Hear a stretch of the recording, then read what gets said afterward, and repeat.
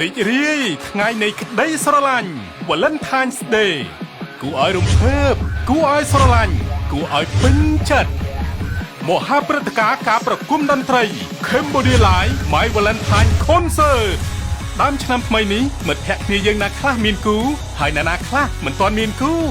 តោះជួបជុំគ្នាចែករំលែកក្តីស្រឡាញ់និងបង្កើនភាពស្និទ្ធស្នាលជាមួយកំពូលតារាចម្រៀងនៃព្រះរាជាណាចក្រកម្ពុជារបស់យើងជាច្រើនរូបដែលពោរពេញទៅដោយទេពកោសល្យសំនៀងពីរោះរំដំបេះដូងអ្នកស្ដាប់មិនចេះជិនណាយលើសពីនេះទៅទៀតនឹងនាំមកជូននៅទស្សនីយភាពពិសេសបែបផ្អែមល្ហែម Romantic ជាមួយនឹងដៃគូច្រៀងត្រសងគ្នាដែលច្រើនឆ្នាំកម្រនឹងកើតមានពេលនេះនឹងបង្ហាញជូនលើឆាកតន្ត្រីដ៏ធំអស្ចារ្យនិងស្រស់ស្រាយ Cambodia Live My Valentine Concert ជួបជាមួយនឹង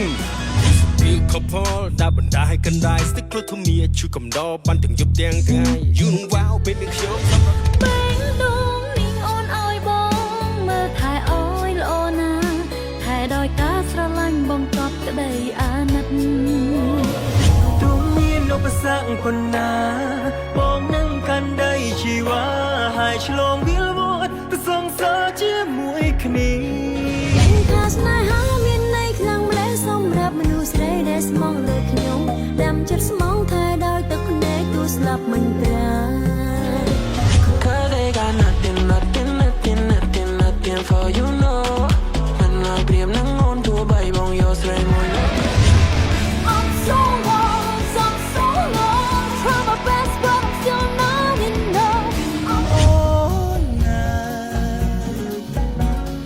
បងមិនចង់កេងឡើយបងស្ដាយសំរងអូនសំសន្យា forever slide ស្មោះត្រង់ឥតប្រែកិច្ចការឡើយណាតើតែយើងខ្លាយជាម៉ាំងជាប៉ានៅថ្ងៃទី14កុម្ភៈ2026ទីតាំងនៅបរិវេណមុខមហោស្រពកោះពេជ្រវេលាម៉ោង8យប់តទៅ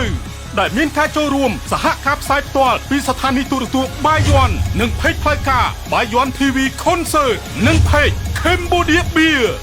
Happy Cambodia Live My Valentine Concert ស្រាលស្រទន់ជួបជុំបានយូរឧបត្ថម្ភផ្ដាច់មុខដោយស្រាបៀរ Cambodia Live ស្រាស្រទន់ជួបជុំបានយូរតែប្រណិតកាន់តែស្និទ្ធស្នាល Cambodia Premium Beer Cambodia Spring កាន់តែស្រស់កាន់តែរីករាយ Smoothly Black Cambodia Beer World Class Brew